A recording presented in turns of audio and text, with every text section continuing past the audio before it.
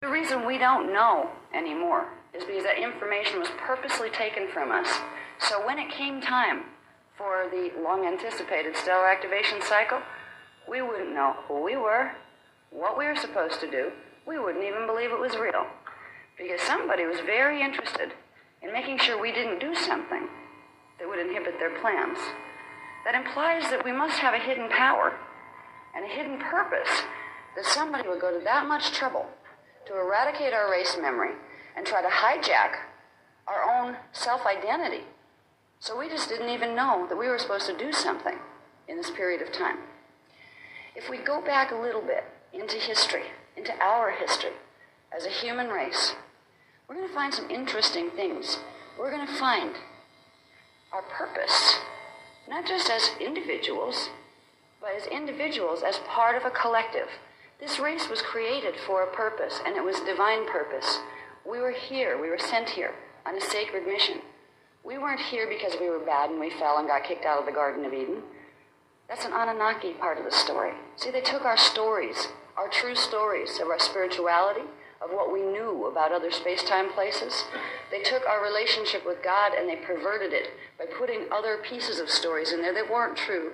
And we've been fed those stories for thousands of years. And we knew because we could feel that there was a part of truth in them, because it resonates and your heart opens. You can pick up any holy book, and somewhere in there you're going to find some stuff that really fits. Yes, this must be a good book.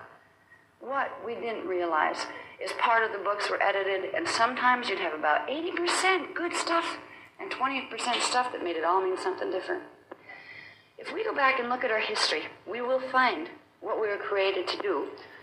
And what is really amazing, and this was shown to me recently, I saw the most beautiful, eloquent design.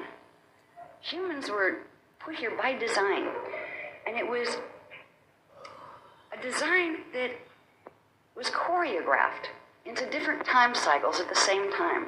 As we move through this presentation, we're going to talk about something called the cycle of the rounds.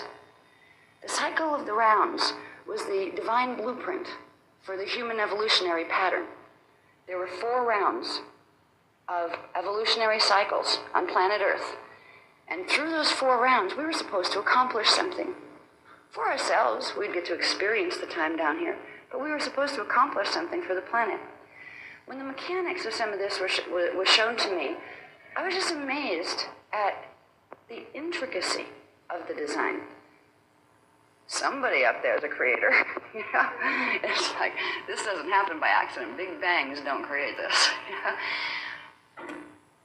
Each one of us right now, even though we forgot, even though we've had our identity and our history hidden from us, right now we are part of something called the cycle of the rounds. And there are other parts of our race that are planning to do certain things to help this planet in their time frames. They're depending on us to do ours. When we look at our race as it is right now on the planet, it's kind of lost. Everybody's fighting with each other. You know, there's just problems all over the place. There's no peace anymore. There's no harmony anymore. There's pseudo-peace that's filled with tension. There's people worn out from working jobs they don't like. There's people starving in parts of the country, other people having like mansions all over the place. Really imbalance of stuff here. While we're so preoccupied with all this stuff, there are, in other time vectors that are connected to this, parts of this race that are waiting for us to do something. Because if we don't do our part, their parts aren't going to work either. So we're going to get into that. And in this, the personal significance in finding this information is realizing every one of you count. And you were counted when you came here. Just because you don't get that recognition out here in the way society is structured, you were created as a frequency carrier. And without that frequency, a part of the pattern falls apart. Each one of us is part of a divine pattern that was put here to do something, that we'll get into what that something is. It's a very specific mission we were sent on. So here, we'll get into it. First, I'll talk about the Magi Grail line, the angelic human heritage. The word Magi has several meanings. It basically comes out of an affiliation with a race called the Maharaji. The Maharaji are a density 2 race, which means from dimension 4, 5, 6. They are human. They are an advanced human. They are the original genetic code from which the contemporary indigo children come from. So they would have 24 to 48 strand DNA templates. They're blue. They're blue humans. They look a lot like us, but they're taller. They don't have much hair, but they are quite human, and they are a strain of humans that were created out of the same core seed race that we were created out of. They were created on Terra, just like we were, and they were seeded into Sirius B, where we were seeded into Earth and into Terra and Gaia. The Maharaji have served as guardians for us. They're not the only ones, but in Density 2, they're the ones that have looked over us and tried to help us.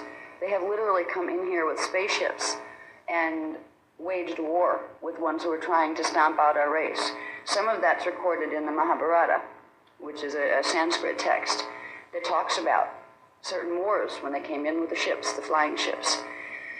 The blue people, some of the blue people aren't the Maharaji. Some of them are other strains that have mixed with negative factions of ETs or fallen angelics. They're involved with actually the Montauk Project. They were involved with the Thule Society and the Nazi movement. These are not the same blue people. When I talk about the Maharaji, these are beings that have really one purpose for staying in manifestation, because it brings them joy to help, because they care. It's a way of their expressing love. So they've stuck around a lot. Now, Maji race lines are the human, the earth human version of the Maharaji. It's another name for an indigo child. Angelic humans come in several forms, and they're all just as blessed and just as important. The minimum DNA strand template that an angelic human has is 12 strand template.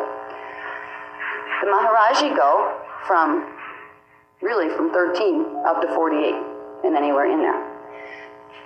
It wasn't, when the human races were created and seeded here, the differences in the gene codes weren't created to put somebody in charge over somebody smaller.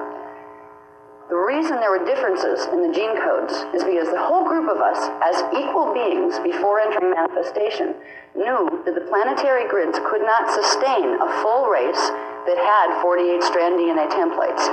They needed certain amounts of 48-strand DNA templates to run certain frequencies here. But the grids couldn't hold a whole race that way. So some of us agreed to have the larger templates, and you got larger responsibility with it. And some of us agreed to take the smaller ones. But when these agreements were made, we were all equal and we knew it. Nobody looked down at, was angry because you have more than I do, and nobody looked down at the other because, I have more DNA than you. It wasn't like that. We were created as a team, and we worked as a team for a long time until we were taught not to. Now, the Maharaji and the Maji lines, this is the true genetic ascendancy of this race. What we have been programmed for many thousands of years now to believe is that we somehow have an affiliation with apes. We somehow came out of apes.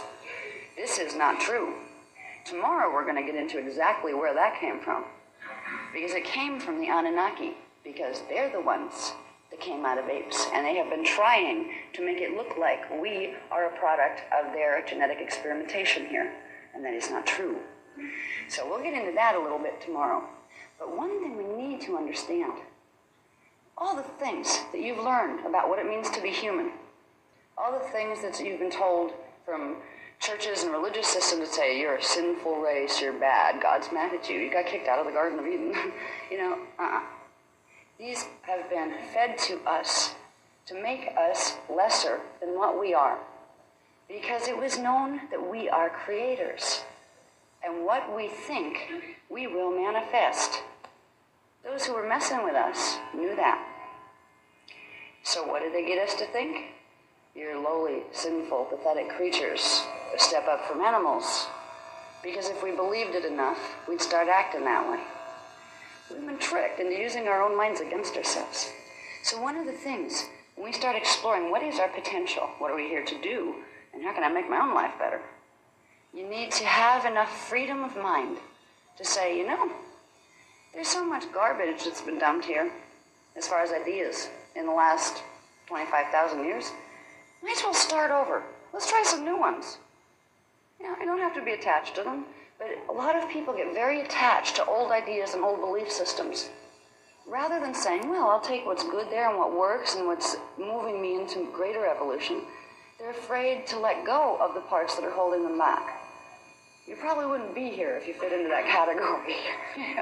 Most people that listen to this work at all are not people who are stuck totally in the past where they're going to hold on to a doctrine or just one book. They want to know more. And I'm glad you're here. I'm glad you're the type of people who want to know more, because there's a ton of stuff to know. Okay, I just want